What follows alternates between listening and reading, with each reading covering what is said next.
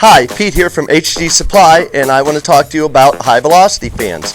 This is a high velocity fan by GrowBright. This is great for moving air in your grow room. Some people think they're a little noisy. I have a couple ways you can reduce the noise.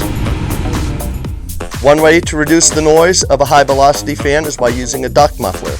We're going to be hooking this up to our high velocity fan here, and I'm going to be showing you the noise levels. This duct muffler has acoustical foam inside, the same foam that they use in recording studios to cut down noise. I have our high velocity fan hooked up to a carbon filter here, and I'm going to put the duct muffler on now, and as you can see, it greatly reduces the noise.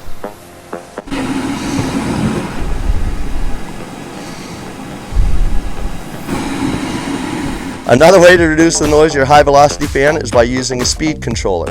This fan speed controller by GrowBright is made for GrowBright high velocity fans and brushless motors, and it will adjust the output of the fan and thus adjust the noise accordingly as well. As you turn down the dial, it slows the revolutions of the fan, which reduces the noise, but the trade-off is you get less air output as well. This is on low.